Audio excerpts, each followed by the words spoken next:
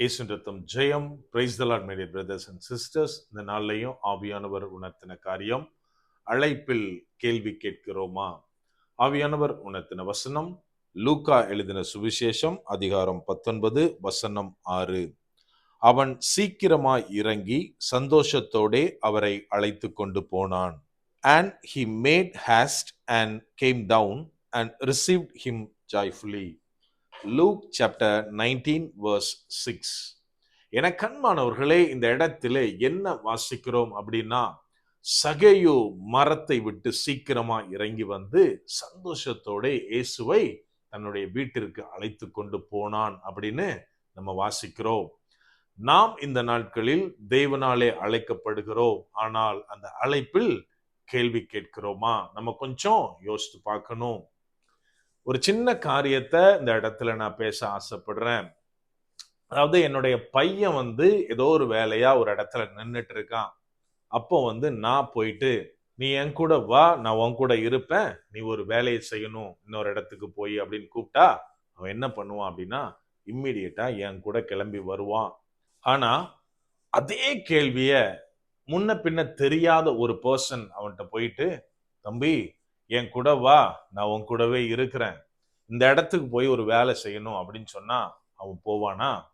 போகமாட்டான். இந்த இடத்துல என்ன நடக்குது அப்படின்னா, ஒரே கொஸ்டின் தான், ஒரே பர்சன்ட்ட தான் கேட்கப்படுது.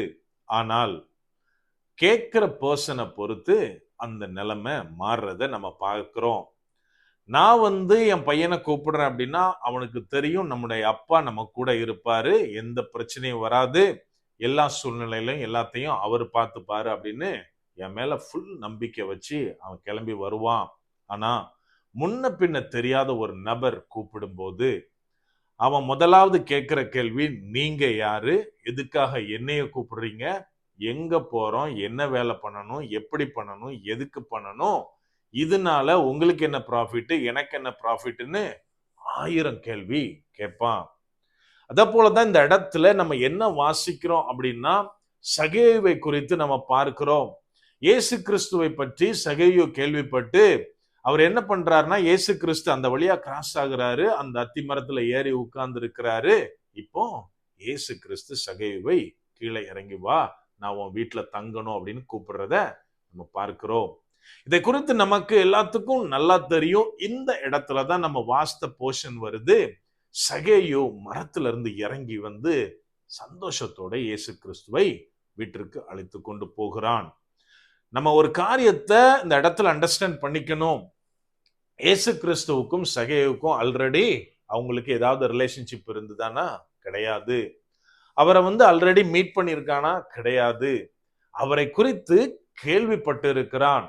அதாவது சகேயு மரத்திலிருந்து தன்னை இயேசு கிறிஸ்து கூப்பிட்ட உடனே இறங்கி நிறைய கொஸ்டின் அவரை கேட்டிருக்கலாம். ஆனால் கேட்கல. எதுக்கு ஆண்டவரே எங்க வீட்டுல தங்கணும், என்னை எதுக்கு கூப்பிட்டீங்க, என்னை முன்னாடியே தெரியுமா, அப்படி இப்படின்னு 1000 கொஸ்டின் இருந்திருக்கும். அது எதுவுமே கேட்கல. மாறாக அவரை இம்மீடியட்டா அழைத்து கொண்டு போனான். இன்றைக்கு தேவனாலே நாம் அழைக்கப்படுகிறோம். தேவன் நம்மளை பேர் சொல்லி அழைக்கிறார். நீ வா மகனே, நீ வா மகளே, என்ன ஊழியத்தை, எனது காரியத்தை செய்வதற்காக நான் உன்னை தெரிந்தெடுக்கிறேன் அப்படின்னு. ஆனால் நம்ம எத்தனை பேர் அவருடைய அழைப்பை சந்தோஷமா ஏற்றுக்கொள்ளுகிறோம்? இன்னைக்கு நம்ம அநேகர் என்ன தெரியுமா சொல்லுவோம், ஆண்டவரே எனக்கு இந்த கமிட்மெண்ட் இருக்கு, என் வாழ்க்கையில நான் முடிக்க வேண்டிய வேலை நிறைய இருக்கு, இதெல்லாம் முடிச்சிட்டு நான் உங்களுடைய ஊழியத்துக்கு வர்றேன், இந்த காரியம் எல்லாம் என்னுடைய கடமையா இருக்கு, என்னுடைய பெற்றோருக்கு நான் ஒரே பிள்ளை, எனக்கு இன்னும் கல்யாணம் பண்ண வேண்டிய வயசுல சகோதரிகள் இருக்கிறாங்க, நான் முடிக்க வேண்டிய கட்ட வேண்டிய கடன் நிறைய இருக்கு, இதெல்லாம் பண்ணிட்டு நான் கண்டிப்பா ஊழியத்துக்கு வருவேன், அப்படி இப்படின்னு அநேக நேரத்தில் அநேகர் நிறைய காரியங்களை, நிறைய கேள்விகளை இயேசு கிறிஸ்துவிடத்தில் கேட்கிறோம். இன்னும் நிறைய பேர் எப்படின்னா, ஆண்டவரே என்னை கூப்பிடுறீங்க, ஆண்டவரே இந்த இடத்துக்கு கூப்பிடுறீங்க, அங்க ஆல்ரெடி பிரச்சனையா இருக்கு, என்னையால எப்படி முடியும் அப்படின்னு அவரை கொஸ்டின் கேட்போம். ஒருவேளை சகேயு அந்த இடத்துல நம்ம வாசிக்கிறோம், அவர் பெரிய ஐஸ்வர்யவானா இருக்கிறார்.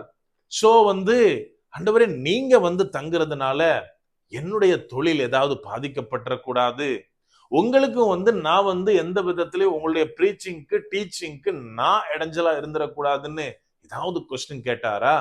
இல்ல, மாறாக அவரை சந்தோஷமாக அழைத்து கொண்டு போனார்.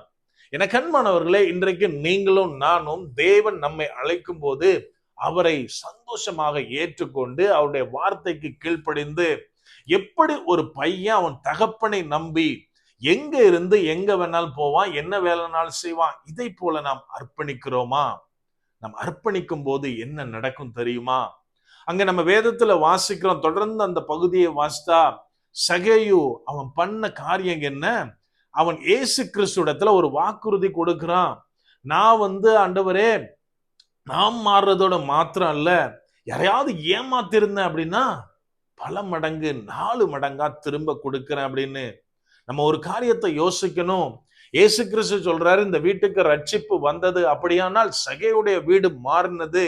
அது மாத்திரம் கிடையாது, அவன் யாரெல்லாம் சீட் பண்ணியிருந்தானோ, யார்கிட்டெல்லாம் அநியாயமா வசூல் பண்ணியிருந்தானோ அவங்களுக்கு அத்தனை மடங்கு திரும்ப கொடுத்திருக்கும் போது ஒவ்வொரு வீட்டிலும் பல இழந்து போன சந்தோஷத்தை அவங்க பெற்றிருப்பார்கள். இதை போலத்தான் நாம் எப்போது தேவனிடத்தில் கேள்வி கேட்காமல் நம்மை அவருடைய அழைப்பிற்கு முற்றிலுமாய் ஒப்பு கொடுக்கிறோமோ, அப்போது தேவன் நம்முடைய வாழ்வில் மாத்திரமல்ல, நம்மை கொண்டு அநேகருடைய வாழ்க்கையில மாற்றங்களை கொண்டு வருவதை நாம் பார்க்க முடியும். அப்படியே கண்களை மூடுவோமா? அன்பான ஆண்டவரே, இந்த நேரத்திலே அப்பா உம்மை நோக்கி பார்க்கிறோம். ஆவியானவர், நீர் எங்களோட இருக்கிறீர், அதற்காய் நன்றி செலுத்துகிறோம். அப்பா, உம்முடைய மேலான அழைப்பிற்காய் நன்றி தகப்பனே. அப்பா, உமது அழைப்பிற்கு நாங்கள் எங்களை ஒப்பு கொடுக்க ஆவியானவரே நீர் எங்களுக்கு உதவி செய்யுங்க. நாங்க எந்த நேரத்திலும் எந்த ஸ்ட்ரகிள் வந்தாலும் தகப்பனே, ஒரு கேள்வி கூட கேட்காமல் முற்றிலுமாய் உமக்கு கீழ்ப்படிந்து நடக்க ஆவியானவரே நீர் எங்களுக்கு கற்றுத்தாங்க. அப்பா, எங்களுடைய அழைப்பு எங்களுடைய வாழ்க்கையில மாத்திரம் அல்ல தகப்பனே, எங்கள் மூலமாய் மற்றவர்களுக்கும் அது ஆசீர்வாதமாய் இருக்க ஆவியானவரே நீர் எங்களோடு இருந்து எங்களை பலப்படுத்துங்க.